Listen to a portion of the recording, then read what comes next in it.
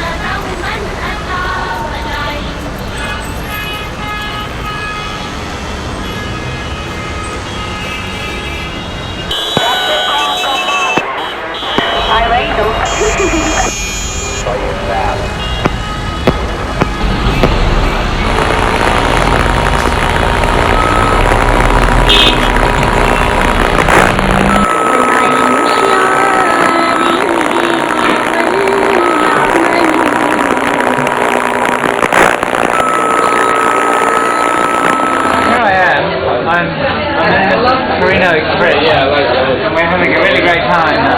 Let's take two of my friends from Beirut. First of all, there's Locust, and there's Go, and there's Locust.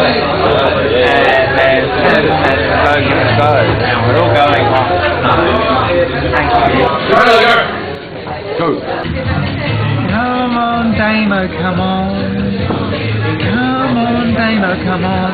Come on. Come on, Damo, come on. So have you taken up Tom Waits as a personality in Beirut? Well, like Fred Waits, cousin. Yeah, I love a cigarette. I love a cigarette in the roof. And I'm impressed with the amount of arsenic in each cigarette. Terrific quantity. Do you feel the piano is drinking as well? Piano is drinking. Which world do you live in, Damien? Do you live in a Go D world or a Go Go world? Go world.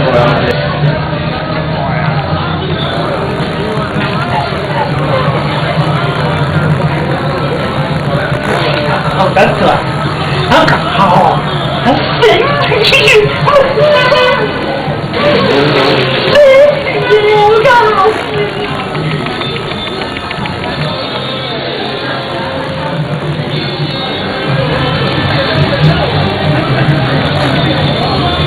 Stand still.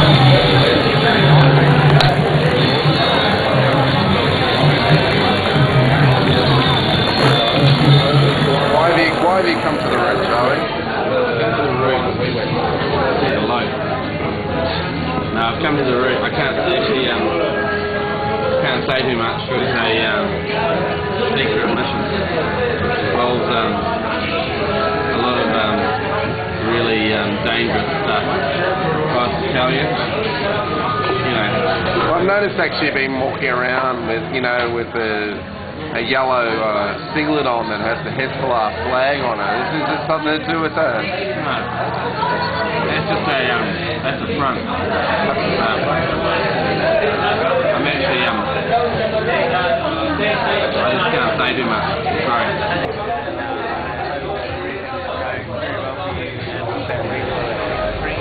Luke, say something about Beirut 2004.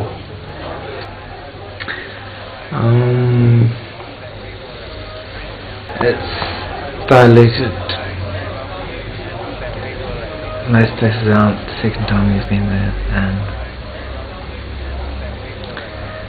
expectations aside, I feel like a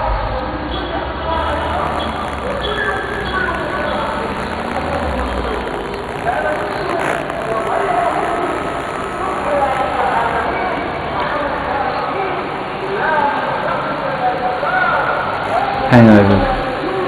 A hangover for scrambled thought, a hangover for alienation, societal alienation. Keep it quiet, secrets, keep secrets, loose lips, sink ships, loose drink, sink ships, sink ships. Get up!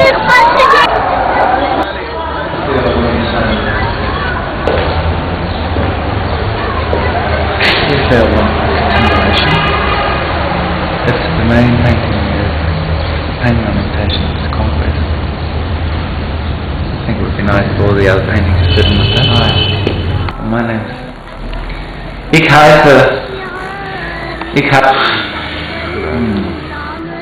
Lost in Beirut. Hey, Luke.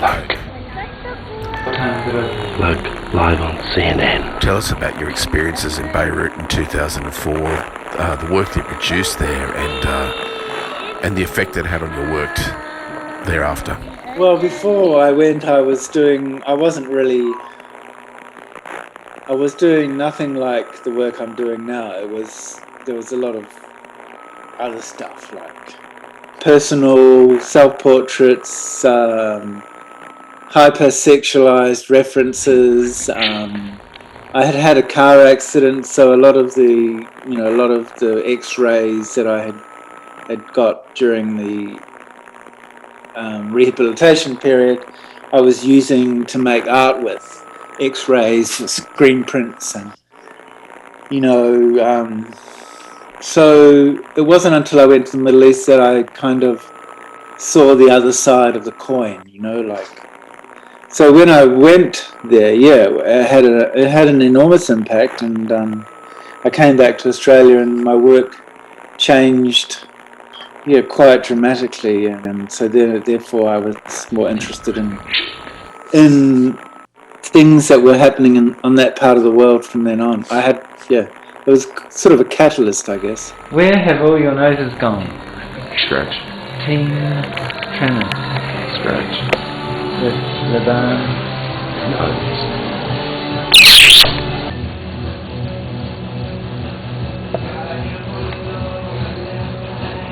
More. So basically, I was very excited by the architecture and the landscape, the people, everything about it. And so Tim would take me each day would take me off on an adventure to a different part of Beirut. So as we've known each other for a long time, best friends, studied together, we have similar sensibilities. So he knew exactly where I wanted to go, and would often just drop me off in a strange place. The Palestinian camp, for example, was one such day.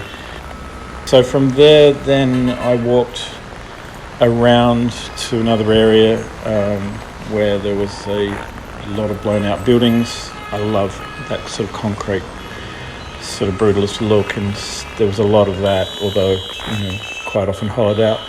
And I walked up through the bullet-ridden building. The Holiday Inn, was a 5-star, right on the corniche overlooking the Mediterranean hotel, completely blown out. It was one of the first points of the attack for the Civil War, and walked all the way up as far as I could get until I heard some footsteps, and there was heavy boot sort of stomping sounds coming towards me.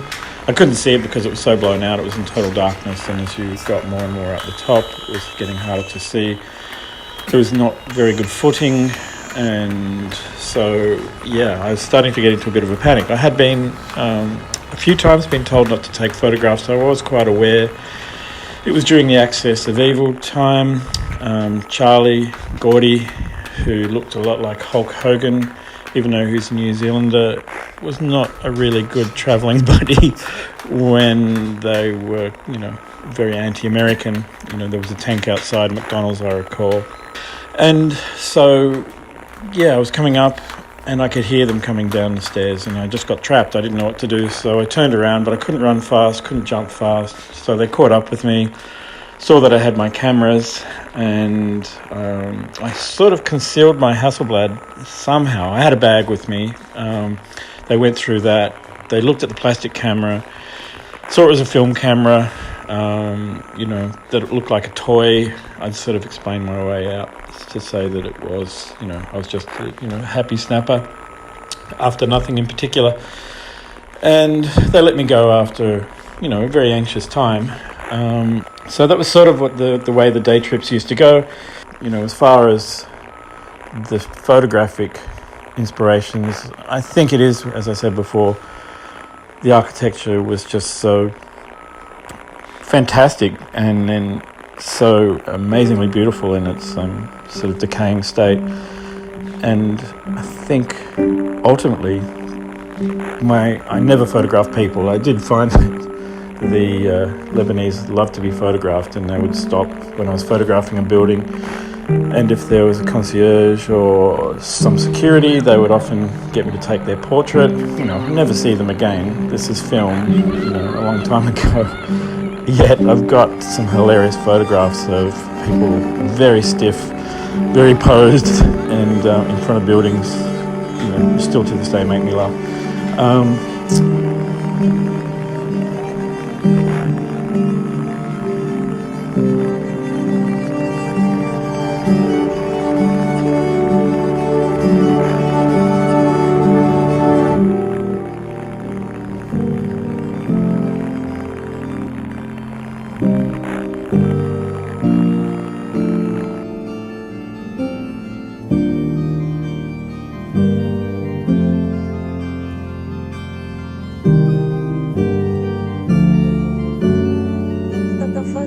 التعليقات المسموعة في الراديو، عناوين الأفلام التي شوهدت مؤخرا، مقتطفات من الأغاني، النصوص الشخصية، ثم يتم تغطية القاعدة النصية بطبقات كبيرة. Locust Jones says, I am influenced by political events and more especially by the conflicts of the Middle East, which has all been my thesis subject, as indicated by the very beautiful engraving which he called Displaced Person. Large, very strong layers, blue, green, yellow, pink, but also black.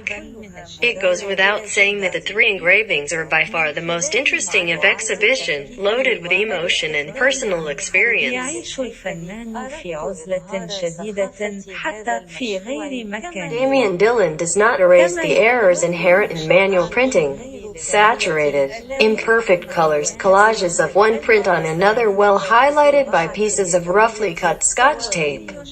The three series of Kellyville constructs question the absurdity of town planning. Black and white is only there to increase the sadness of the vision, he adds.